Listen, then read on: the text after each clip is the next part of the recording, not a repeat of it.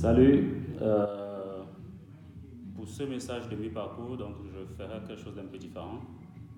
Donc, au lieu d'écrire des longs textes comme Ronel ou Olivia, cette fois-ci, j'ai décidé de faire plutôt un message vidéo.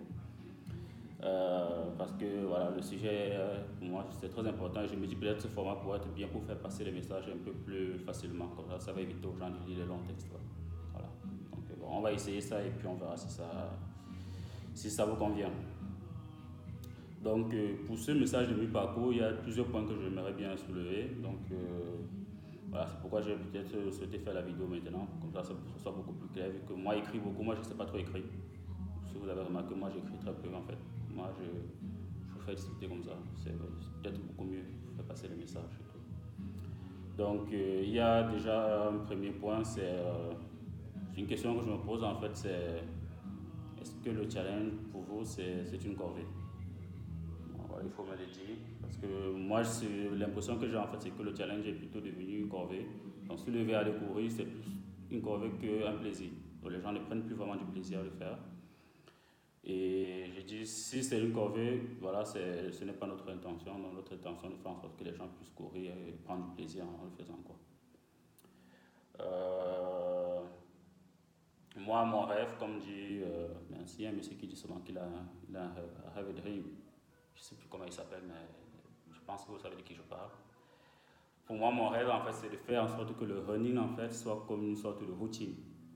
C'est quoi une routine? C'est une habitude, donc quelque chose que tu fais tout le temps, souvent sans t'en rendre compte, mais tu le fais quand même. Et pour moi, le running, en fait, ça devrait être ça. Moi, c'est plus vers là, en fait, que je veux qu'on aille tous, en fait. Donc, c'est un peu, quand tu te lèves le matin, tu ne te poses pas de questions, tu prends une brosse, tu te brosses les dents. Donc, il n'y a pas. Enfin, tu ne te poses pas la question pour le faire, tu le fais et c'est tout. Donc c'est comme ça que je veux que le running soit en fait. Donc, on se lève, on va en cours et puis on revient.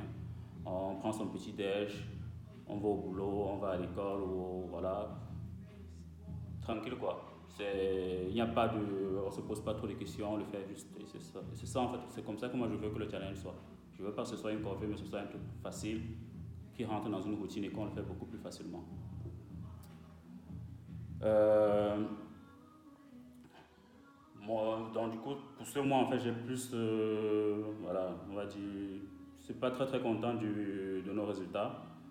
Là, 87 challengers au départ, on a 25% déjà au Cosmos et on a couru que 14 jours, donc du coup, c'est quand même bizarre. Donc du coup, la question que je me pose, du moins la deuxième question après la corvée, c'est est-ce que les règles sont vraiment très strictes? Est-ce que c'est vraiment chaud quoi? Au point où vraiment on n'arrive pas à suivre et on se retrouve en tête d'aller au cosmos. Donc ça c'est la deuxième question et je me pose la question, je me demande en fait, et si c'est le cas, mais qu'est-ce qu'il faut faire? Comment est-ce qu'on résout ça? Comment est-ce qu'on arrange ça? Parce que si je prends un exemple simple, les nouveaux, on s'est dit, bon, les nouveaux, on ne va pas mettre des règles très compliquées pour les nouveaux. Voilà, il y en a qui n'ont jamais couru, il y en a qui ont déjà peut-être couru par le passé, donc du coup, ils reprennent le sport. Du coup, une règle, c'est pas de vitesse. Moi, quand je dis pas de vitesse, c'est tu te lèves, tu marches, c'est considéré comme courir en fait pour nous. Donc du coup, là, si quelqu'un se lève le matin, il fait 2 km juste en marchant, moi je comptabilise qu'il a couru. Et en plus de ça, il doit faire 3 jours d'affilée sans courir pour que je puisse considérer qu'il a le cosmos. Mais il y en a quand même qui arrivent à le faire. Je veux dire, il y en a qui arrivent à nous dire que pendant 3 jours d'affilée, il n'a pas marché. Parce que marcher, ça compte en fait. Pourtant, c'est facile. Tu te lèves, tu vas acheter une baguette, tu marches, et puis tu mets l'application, ça comptabilise tes pas, et puis au retour, tu publies, et c'est bon. Donc, c'est. Voilà, ça me fait poser quand même pas mal de questions si justement ce genre de règles-là, c'est. Justement, si on peut faire encore plus simple que ça, plus facile pour les nouveaux. Voilà, c'est la question. Et parmi les 25%, bon, on ne va pas se buter, hein, la majorité, ce sont les anciens. Bon, euh,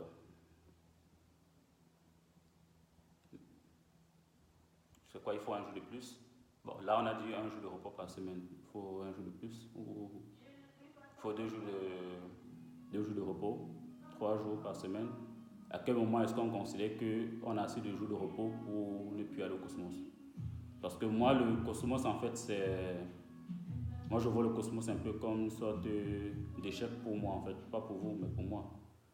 Parce que moi, je me dis, avec Ronel, on essaie de mettre en place des règles, de mettre des innovations, des éléments pour nous motiver, pour nous booster et tout. Mais lorsque quelqu'un va au Cosmos, pour moi, c'est là, je me dis, on a échoué. On n'a pas réussi à faire ce qu'on voulait faire. Donc voilà, à vous de me dire si c'est trop dur. Qu'est-ce qui se passe? Non, mais sérieux, les gars. Dis-le-moi. Mais bon, c'est pas grave. De toutes les façons, on s'est engagé, je crois que c'était le mois dernier, à rajouter des innovations justement qui vont aller dans le sens de motiver tout le monde.